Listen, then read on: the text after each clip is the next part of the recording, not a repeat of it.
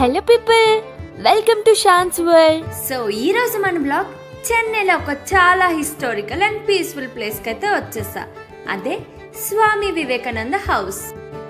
So ఈరోజు ఈ వీడియోలో నేను స్వామి వివేకానంద హౌస్కి ఎలా రీచ్ అయ్యా, టైమింగ్స్ ఏంటి, అక్కడ విజిట్ చేయాల్సిన ప్లేసెస్ ఏంటి అండ్ ట్రై చేయాల్సిన ఫుడ్ ఐటమ్స్ ఏంటి అన్ని డీటెయిల్గా చెప్తా. సో వీడియో స్కిప్ చేయకుండా ఎండ్ వరకు చూడండి. సో నేను 102X బ్రాడ్వే బస్ ఎక్కైతే వచ్చా, ఎందుకంటే ఈ రూట్ డైరెక్ట్గా మెరీనా బీచ్ దగ్గరికి తీసుకెళ్తుంది. సో అలా బస్ జర్నీ చాలా స్మూత్గా ఉంది. అండ్ ఆ బస్ స్టాప్ నుంచి వివేకానంద హౌస్ అయితే వాకబుల్ డిస్టెన్స్లో ఉంటుంది. సో మీరు కూడా బ్రాడ్వే బస్సెస్ ఏమైనా అవైలబుల్గా ఉంటే మీ రూట్ నుంచి అది చూస్ చేసుకోండి. అండ్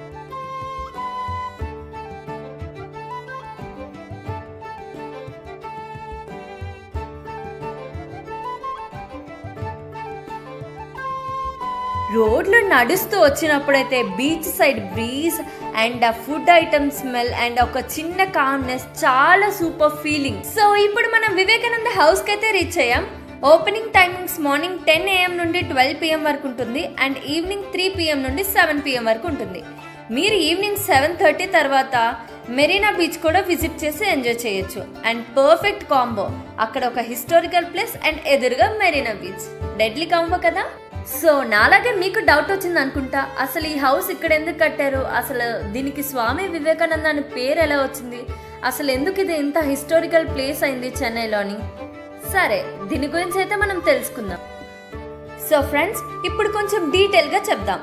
స్వామి వివేకానంద 1897లో చెన్నైకి వచ్చినప్పుడు ఎందుకు, ఎక్కడ స్టే అయ్యారు అండ్ ఈ బిల్డింగ్ హిస్టరీ ఏంటి అని డీటెయిల్గా తెలుసుకుందాం. సో 1897లో స్వామి వివేకానంద గారు చెన్నైకి అయితే విజిట్ చేశారు. అక్కడ విజిట్ చేసేటప్పుడు ఐస్ హౌస్ అనే బిల్డింగ్లో స్టే అయ్యారు. ఇప్పుడు మన అందరం చూస్తున్నాం కదా వివేకానంద హౌస్, అదే ఐస్ హౌస్. మెరీనా బీచ్ దగ్గరే ఉన్న ఈ ఐస్ హౌస్లోనే వివేకానంద గారు 9 days వరకు స్టే చేశారు. ఇది చాలా హిస్టారికల్ మూమెంట్గా కన్సిడర్ చేశారు చెన్నై వాళ్ళు. అసలు ఈ 9 days ఎందుకు స్వామి వివేకానంద గారు అక్కడ స్టే చేశారు, దాని బ్యాక్గ్రౌండ్ ఏంటి అని తెలుసుకుందాం. అసలు ఈ ఐస్ హౌస్ అంటే ఏంటి అని కూడా తెలుసుకుందాం. అసలు స్వామి వివేకానంద గారి ఇంట్లో ఎందుకు స్టే చేశారంటే, అతని లాయర్ అయిన అయ్యంగార్ అయితే అతన్ని ఇన్వైట్ చేశారు. సో అయ్యంగార్ తను ఈ బిల్డింగ్ కొని వివేకానంద గారికి స్టేకి అయితే ఇన్వైట్ చేశారు. సో చెన్నైలో వివేకానంద గారు వస్తున్నారని వినగానే అప్పట్లో చాలా మంది ఒక పెద్ద వెల్కమ్ అయితే ఇచ్చారు. ఆయన ఇక్కడ ఉన్న రోజులు 2 ఫేమస్ లెక్చర్స్ అయితే ఇచ్చారు. ఒకటి my plan of campaign and ఇంకోటి the future of India. So ఈ 2 లెక్చర్స్ని డెలివర్ చేయడానికి అయ్యంగార్ అయితే వివేకానంద గారిని ఇన్వైట్ చేశారు. సో ఈ స్పీచెస్ ఇండియా హిస్టరీలో ఇంకా చాలా ఫేమస్. అండ్ మీరు ఫ్రీ టైంలో ఈ 2 స్పీచెస్ అయితే వినడానికి ట్రై చేయండి. సో ఈ ఐస్ హౌస్ నుంచి స్వామి వివేకానంద హౌస్గా ఎలా మారిందో ఇప్పుడు తెలుసుకుందాం. ఐస్ హౌస్ అంటే చాలా ఓల్డ్ బిల్డింగ్. 1842లో ఫ్రెడరిక్ టూడర్ అనే వ్యక్తి అయితే ఇది కన్స్ట్రక్ట్ చేశారు. ఆయన్ని ఐస్ కింగ్ అని కూడా పిలుస్తారు, ఎందుకంటే అమెరికా నుండి ఐస్ ఇండియాకి ఎక్స్పోర్ట్ చేసే బిజినెస్ స్టార్ట్ చేశాడు. ఆ టైంలో రిఫ్రిజిరేటర్స్ లేవు కాబట్టి సో ఈ బిల్డింగ్ని ఐస్ స్టోరేజ్ వార్ హౌస్లా యూజ్ చేసుకునేవారు. తరువాత ఇండియాలో ఐస్ బిజినెస్ అయితే స్లో అయింది. సో టూడోర్ బిల్డింగ్ని అమ్మేశాడు. దీన్ని అయ్యంగార్ కొని తన ఫ్రెండ్ జస్టిస్ కెర్నన్ గుర్తుగా క్యాస్టిల్ కెర్నన్ అని పేరు పెట్టాడు. కానీ వివేకానంద గారు ఇక్కడ స్టే అయినప్పటి నుండి ఈ బిల్డింగ్ కి స్పిరిచువల్ వాల్యూ అయితే పెరిగింది. తర్వాత అఫీషియల్ గా వివేకానంద హౌస్ అని రీనేమ్ చేశారు. ఇప్పుడు ఇది ఒక మ్యూజియం అండ్ హెరిటేజ్ ప్లేస్ గా ఫేమస్ అయ్యింది. సో అందరికీ బాగా అర్థమైంది అనుకుంటా ఇది ఐస్ హౌస్ నుంచి స్వామి వివేకానంద హౌస్ గా ఎలా మారిందని. సో ఫ్రెండ్స్, ఇప్పుడు మనం చూస్తున్న వివేకానంద హౌస్ కి చాలా డీప్ హిస్టరీ అయితే ఉంది. 1842లో ఐస్ స్టోరేజ్ చేయడానికి బిల్డ్ చేసిన బిల్డింగ్ 1987లో స్వామి వివేకానంద గారు 9 days పాటు స్టే అయ్యి పవర్ఫుల్ లెక్చర్స్ ఇవ్వడం వల్ల బిల్డింగ్ మారిపోయింది. ఇప్పుడు మన చెన్నైలో చాలా ఇంపార్టెంట్ హిస్టారికల్ స్పాట్గా మారింది. సో అందరూ తప్పకుండా ఒకసారి అయితే విజిట్ చేయండి. సో మరి మనం లేట్ చేయకుండా అసలు ఈ వివేకానంద హౌస్లో ఏమేమి ఉన్నాయో అన్నీ చూద్దాం. అండ్ ఎంట్రన్స్ టికెట్ వచ్చి 50 rupees per head. అండ్ ఈ 50 rupeesలోనే వాళ్ళు చాలా యాక్టివిటీస్ అయితే ప్రొవైడ్ చేస్తున్నారు. అవన్నీ నేను డిస్క్రిప్షన్లో మెన్షన్ చేస్తాను. సో మనం లోపలికి ఎంటర్ అయ్యాం. సో ఎంటర్ అవ్వగానే మనకు ఒక స్మాల్ గ్యాలరీ కనిపిస్తుంది. అందులో Swami Vivekananda life journey, teachings అన్నీ ఈ బోర్డులో అయితే డిస్ప్లే చేస్తారు అండ్ నేను మీకు వాటి క్లియర్గా చూపిస్తున్నా.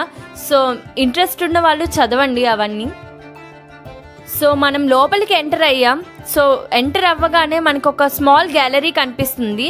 అందులో Swami Vivekananda life, journey, teachings అన్నీ ఈ బోర్డులో అయితే డిస్ప్లే చేస్తారు అండ్ నేను మీకు వాటి క్లియర్గా చూపిస్తున్నా. సో ఇంట్రెస్ట్ ఉన్న వాళ్ళు చదవండి అవన్నీ.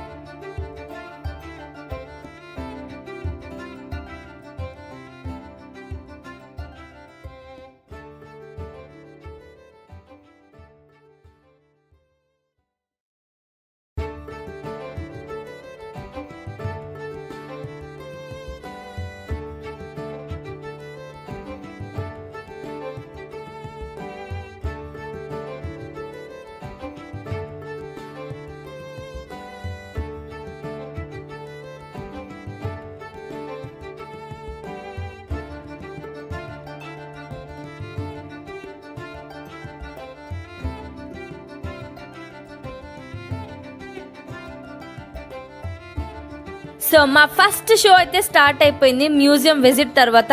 ఇది ఒక AV presentation. Vivekananda childhood, Guru Ramakrishna పరమహంసతో సంబంధం, స్పిరిచువల్ జర్నీ అన్ని షార్ట్ అండ్ క్లియర్గా ఎక్స్ప్లెయిన్ చేస్తారు. ఈ షో చూస్తే వివేకానంద గారు ఒక మంచి లీడర్ అండ్ థింకర్ అనే ఫీల్ అయితే వస్తుంది. అండ్ ఇందులో మెయిన్గా చెప్పేది ఏంటంటే controlling 5 senses, path toward self realisation, offerings rejection and what happens after death, strength, faith, arise and awake and perfect video అన్నమాట. పర్ఫెక్ట్ వీడియో ప్రజెంటేషన్ అయితే ఇచ్చారు.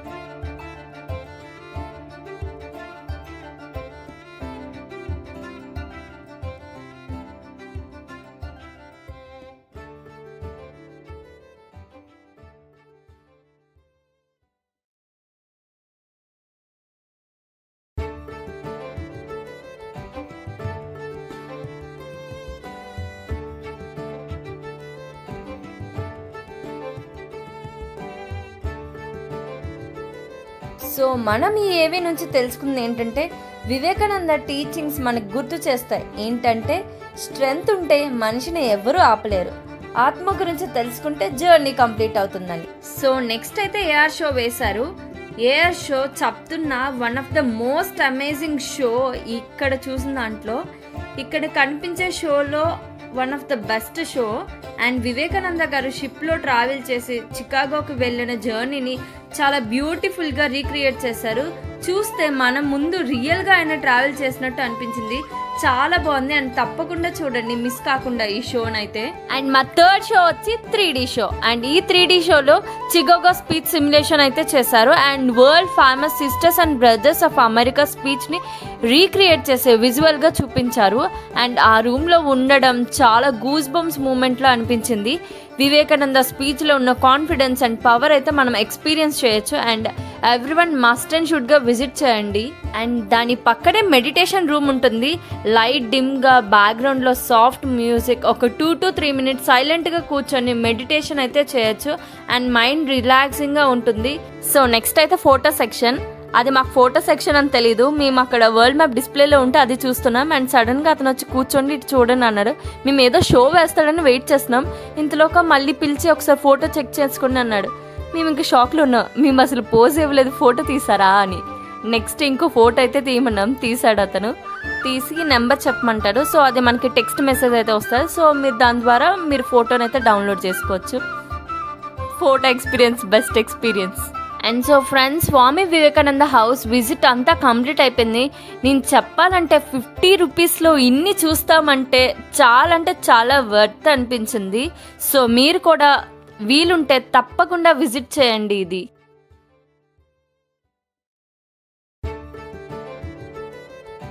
సో వివేకానంద హౌస్ నుంచి బయటకు వచ్చి నేనైతే డైరెక్ట్గా మెరీనా బీచ్కి అయితే వెళ్ళిపోయా. ఒక 5 to 10 minutesలో రీచ్ అయిపోతారు. అండ్ బీచ్లో కొంత టైం పీస్ఫుల్గా కూర్చొని కడలిని చూస్తూ బ్రీజ్ని ఎంజాయ్ చేస్తూ చాలా సూతింగ్గా అయిపోయింది.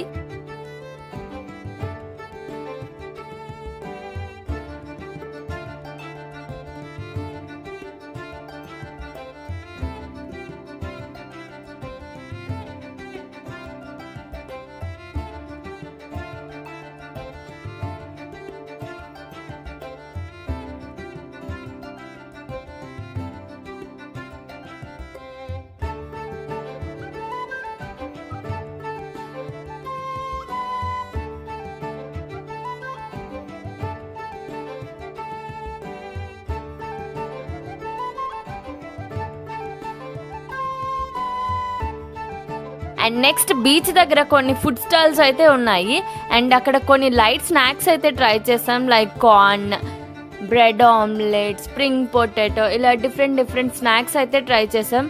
అండ్ సింపుల్గా ఉన్నాయి కానీ టేస్ట్ మాత్రం చాలా బాగుంది.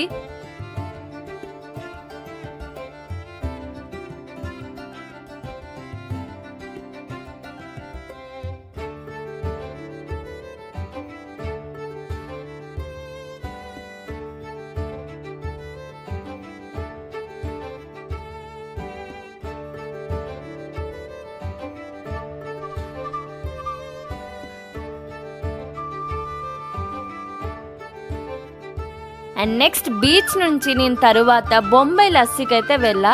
చెన్నైలో రీసెంట్గా చాలా ఫేమస్ అవుతున్న ప్లేస్. అండ్ అక్కడ ఫుడ్ ఐటమ్స్ అయితే చాలా బాగున్నాయి. అండ్ 50 grams 30 to 50 రూపీస్ అయితే ఛార్జ్ చేస్తున్నారు. Very budget friendly and taste was సూపర్గా ఉంది. లస్సీ కానీ, బాదం మిల్క్ కానీ, రబ్డీ కానీ, kesari items, gulab jam, samosa and mixture అన్నీ ఫ్రెష్ అండ్ అమ్మీగా చాలా బాగున్నాయి. అండ్ మీరు తప్పకుండా ట్రై చేయండి. అండ్ ఇది LIC మెట్రో నుంచి 800 meters దూరంలో ఉంటుంది. సో మీరు LIC మెట్రో నుంచి బై వాక్ వెళ్ళిపోవచ్చు. అండ్ టేస్ట్ అయితే చాలా బాగుంది. మీరు కూడా మీ ఫ్రీ టైంలో వెళ్ళి విజిట్ చేయండి తప్పకుండా. సో ఇది నా 1 day ఈవినింగ్ ట్రిప్, లైక్ స్వామి వివేకానంద హౌస్ నుంచి మెరీనా బీచ్ నుంచి బొంబాయి లస్సీ. ఇలా నా డేనైతే సూపర్ ఫన్నీగా ఎంజాయ్ చేసా. సో మీకు నా జర్నీ నచ్చినట్టయితే లైక్, షేర్ అండ్ సబ్స్క్రైబ్ చేయడం మర్చిపోకండి. See you soon in the next vlog. Until then, keep smiling and keep vibing. Bye bye for now.